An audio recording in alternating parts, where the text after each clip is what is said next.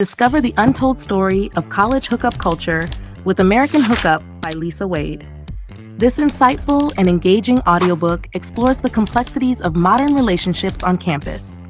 There has been no research, to my knowledge, on the experiences of trans students in hookup culture. But it's probably safe to say that those who want to hook up have less luck than the average non-trans student, since we know that they often face harassment and marginalization, even in the course of routine interactions. There were no trans students in my sample, but one of my students, Hero, wrote about one. He was the bisexual student who said he would hook up with anything that moved. It turned out that he wouldn't. He met Malia at an event held for queer students. Our interest in each other was obvious, wrote Hero, who didn't yet know that Malia was trans. They texted back and forth for a while, and late one night, Malia invited him over to watch a movie. An invitation that functions much like, "Would you like to come upstairs for a cup of coffee?" used to. It is, in other words, a widely understood way to initiate a hookup. Hero took the opportunity. Malia, quite understandably nervous, interrupted the hookup before it began. "So I want to talk to you about something," she said seriously, standing a safe distance away. "Shoot," Hero replied, and Malia asked, "So I'm assuming you want to hook up with me?" Hero chuckled and said, "Yeah." "Well, then I have to tell you something," she explained, "and it's a secret. A pretty big secret, like if I tell you, you can't tell anyone." "Okay," Hero replied, starting to feel uneasy. Malia took a deep breath and let it out. "I'm trans." "Oh," Hero said. "What does that mean? I mean, what does that entail?" Malia explained that she'd been born male but had been taking hormones every week for years and had breast implants. "There aren't really any scars," she said reassuringly. "Hopefully." Then, carefully suggesting that she hadn't had surgery below the waist, she admitted, "Well, the sex wouldn't be like normal sex." From Hero, there was an uncomfortable silence, and Malia jumped in to close it. "I totally understand if this makes you not want to hook up, but we don't even have to have sex. I like giving blowjobs. We could be make-out and blowjob buddies." Hero looked uncertain. "I think you should think about it," she said, perhaps trying to avoid an outright rejection. "Yeah," Hero agreed. "I'll think about it." "I was out of the room within 10 minutes, he told me in his journal. While I'm a very accepting and open person and not at all prejudiced against transgendered individuals, this was too much for me to handle, and so I sadly didn't let anything happen further. Hero, the bisexual enthusiast who hooked up with anything, drew the line at Malia. Even in the best-case scenario, then, when a potential sexual partner is non-discriminatory and bisexual, trans students may face rejection. Even students who have bodies that barely deviate from the extremely narrow standard of attractiveness endorsed by their peers can feel excluded. Roslyn, the mixed-race Latina who was careful to protect her scholarship by not partying too hard, was one of the students who worried that her body stood between her and hooking up. Though in some journal entries she sounded like an abstainer, in others it was clear that she felt rejected by her peers. Tall and strong, she was proud of her athletic body, but she knew it meant that she wasn't the fragile type that men seem to idealize. She was also keenly aware of the contradictions that her racial background posed. She had lighter skin than most Latinas and good hair, but she was no blonde Barbie. Then again, she was constantly told that mixed-race people were beautiful, and yet she didn't feel that she was. It made her unsure if being part Latina was an advantage or a disadvantage in the erotic hierarchy. "I am worried that no one finds me attractive enough," she proffered nervously. Earlier that semester, she'd gone outside during a sweaty house party. When she pulled her shirt up off her belly to expose it to the cool air, a guy she knew huffed in disgust and walked away. The same guy later interrupted her and a friend at a party with a look she interpreted as, "Time to move on, bro," with a side of, "She's not hot, dude." By the end of the semester, she was the only girl in her friendship group who hadn't hooked up. After one night in which a guy friend tried to hook up with everyone but her, she found herself frustrated. "I almost felt like waving my arms around screaming, 'Hey! I'm right here. Did you even think to look in this direction?' I wasn't even interested in hooking up with this guy, really. But the fact that he didn't even seem interested in being with me in the slightest was actually hurtful." I could basically feel his scorn without him saying anything. Rosalind never figured out if her lack of luck was because of her appearance, her race, her tendency to stay relatively sober, or something else, and it never stopped hurting. Even among the men in the gay enclaves of the 1970s, there were surely many emotional reactions to the opportunity to have casual sex. No doubt many, like Esther and Hero, did it for the sheer thrill. Some, like Burke, yearned for a stable relationship. And many, like Riley and even Omar, probably just figured that it was a good time to have some fun. I imagine there was a striver or two, though I doubt it would have made Luke feel any better to know it. College students, in their educational enclaves, have a range of responses to the opportunity to hook up, but most do. They opt in. What exactly are they in for? Careless and carefree. Sometimes, for its own mysterious reasons, our body hijacks our higher functioning. It bathes our brain in a chemical cocktail designed to make us happy, tortured, and stupid all at the same time. Our heart pounds and our tongue ties. We're nervous, we're elated, we're a gooey, sappy mess. It feels awesome and awful. It's like a drug. No, it is a drug. It's oxytocin and dopamine, serotonin and adrenaline, vasopressin and norepinephrine. These are the chemicals that make us feel, and our frontal lobe, however evolved and higher functioning, doesn't stand a chance against them. Hookup culture, though, tells students that their frontal lobes are in charge, that they can be logical about sex and control their feelings if they choose to. Not just the pleasures and pangs of love, as the above example implies, but all of the feelings that sex can spark: insecurity and fear, ambivalence, regret and confusion, happiness, transcendence, sadness and misery, loathing and awe. Hooking up, they claim, can and should be emotionless. It's always nice, one of my students put it plainly, to have a clean, emotionless hookup. It does sound nice in a floating in a vacuum kind of way, but it's nonsense, of course. Saying we can have sex without emotions is like saying we can have sex without bodies. There simply is no such emotion-free human state.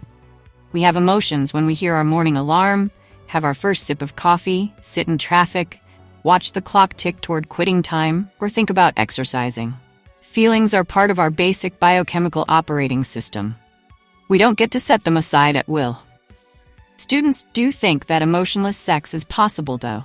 In fact, they think it's typical. When two College of New Jersey psychologists asked students what they thought their peers felt when they were in the midst of a typical hookup, students listed emotions as wide-ranging as excitement, embarrassment, regret, fear, anxiety, confusion, and pride. But the most common answer, mentioned by a whopping 2/3 of their sample, was lust.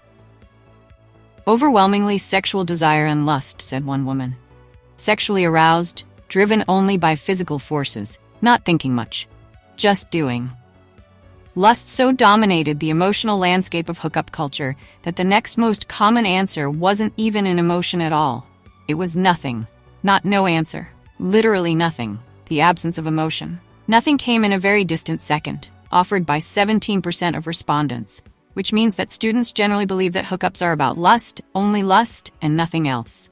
My students call it unattached, unemotional, crazy one-night stands, fast, random, no-strings-attached sex, and emotion-free sexual abandon, or simply meaningless sex.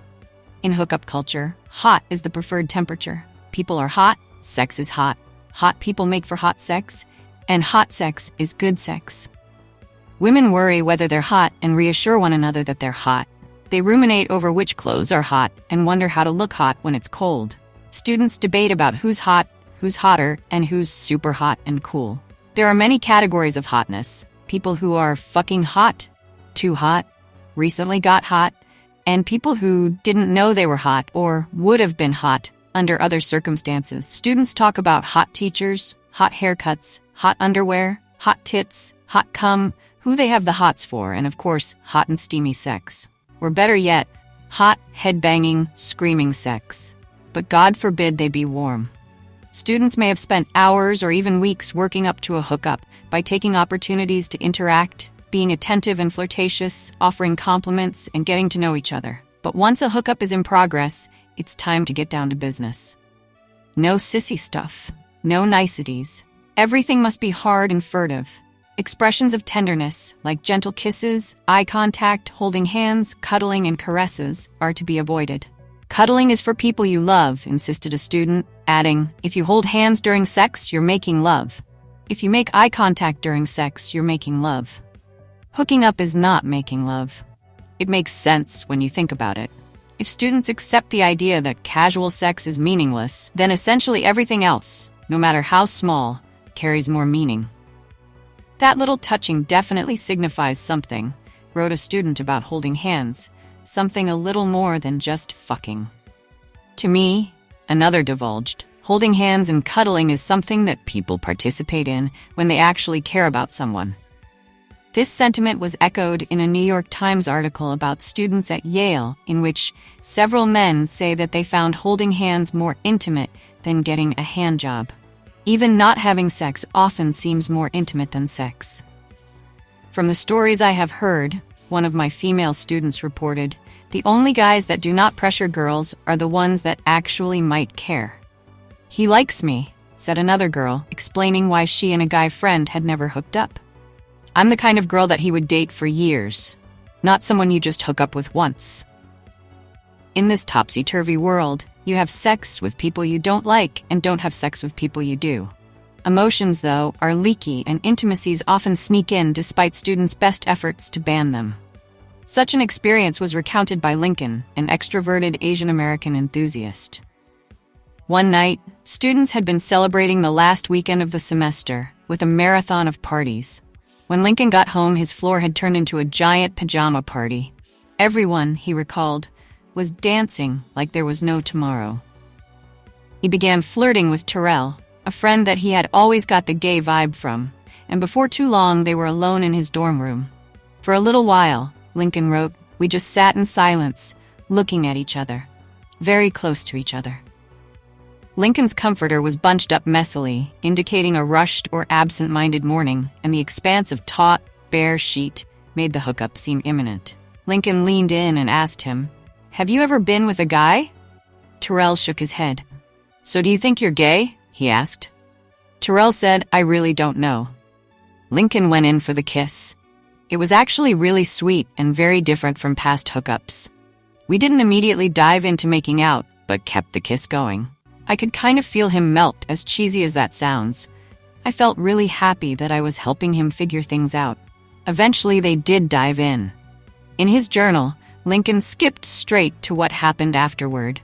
He got out of bed to show Terrell to the door, and they hugged goodbye. The hug, gave him pause. It was something I've never done after a hookup before, he noted, adding the all-important caveat, although I obviously didn't have feelings for the guy. Obviously? Terrell melted, for goodness sake. He succumbed to his attraction to men for the first time in his life, and, of all the men in the world, he decided to share that precious moment with Lincoln. There are lots of appropriate emotions here. The tenderness that a mentor feels for an apprentice. The care we feel for someone when they make themselves vulnerable to us. The gratefulness we feel when we know someone could have picked someone else and picked us instead. Or the closeness we have with someone with whom we share a secret or treasured experience. I know Lincoln recognized it as a significant leap for Terrell, and I do think he was touched by it. He described it as sweet. But feeling something for others is against the rules, and so he made sure to specify that no feelings were involved. In hookup culture, there are no tender initiations, even when there are. Once the sex is over, the rule is to go from hot to cold. This is part of the demotion rule described in the hookup how-to. After a hookup, students are supposed to be cool. To be cool, writes philosopher Susan Bordeaux in her book Twilight Zones, is to be aloof rather than desirous, blasé rather than passionate, and self-contained rather than needy. The power of cool is in needing no one. Cool people are detached and invulnerable, indifferent toward you, everything you stand for, and what you think of them. They are certainly too cool to think you're cool. This is why high-fashion models never smile. A smile is an invitation, a plea. It says, let's be friends. Models don't smile, they gaze at you with a total absence of interest. On college campuses today, being cool means being chill. To be chill, NYU alum Alana Massey explains, is to have a laid-back attitude, an absence of neurosis, and no discernible passion about anything or anyone. Whatever you do, she says about the aftermath of a hookup, do not make anything a thing.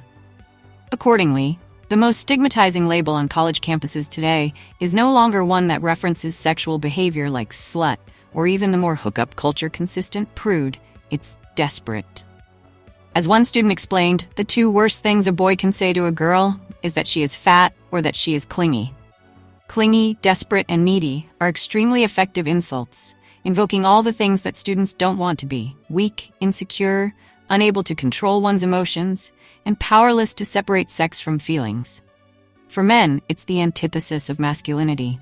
For women, it's a failure to be liberated, modern, strong, and independent.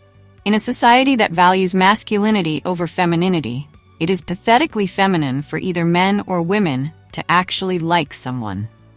Students aim, then, for aloofness. Hookup buddies never should talk about emotions or anything too personal, one student insisted. You can never show your true feelings and insecurities to the partner, explained another. You assume that another person feels a certain way, wrote a third, so you behave in what you assume to be the protocol. Being unchill is way uncool, but being uninterested is also a relative state. The idea is not just to not care, it's to care less. Lack of interest is a moving target and the direction is down. So after a hookup, students monitor each other's level of friendliness and try to come in below the other person. Each time one person takes a step back emotionally, the other takes two. They can end up backed into their respective corners, avoiding eye contact and pretending the other doesn't exist. Massey, the NYU alum, calls it the blasé Olympics. Most students seem to think that men are better at this game. It's a contest to see who cares less, said a female student at Boston College, and guys win a lot at caring less. It's true that women report having a somewhat harder time separating sex and emotions. But gender stereotypes also accelerate this downward spiral, putting women at an even further disadvantage. Since the Victorian idea that women are motivated by love persists even alongside the more modern idea that they want to have sex for fun, women's efforts to stay cool are less credible than men's. So, no matter how good women are at pretending to be uninterested, indeed, no matter how uninterested they actually are, many men simply assume that the women they hook up with want a monogamous relationship. It was Deanna's story that brought this point home for me. One day, her regular hookup partner met her at a picnic bench, nestled into an alcove outside of her building. It was a sunny day, but Reed looked glum, and it quickly became clear why he had dropped by. He had fallen for someone else. "So I think we need to stop sleeping together," he said, his voice soft and serious sounding. Deanna let the news wash over her and watched Reed's face contort gently as he told his story. How they hadn't been exclusive, she knew. How the hookup had just happened, as they do, and that he hadn't meant to like this new girl, but he did. For a moment, she felt a tight sensation in her chest that was familiar. She hadn't been chosen, but she didn't feel that way about Reed anyway. She wasn't heartbroken. Instead, she was genuinely happy for him. She said so, and told him that she was flattered that he hadn't ended their hookup sooner. But Reed's face didn't relax. He continued, still looking concerned, stressing what a lovely person she was and how he hoped she wasn't too upset. "You two will find love someday," he said reassuringly. Deanna started to get annoyed.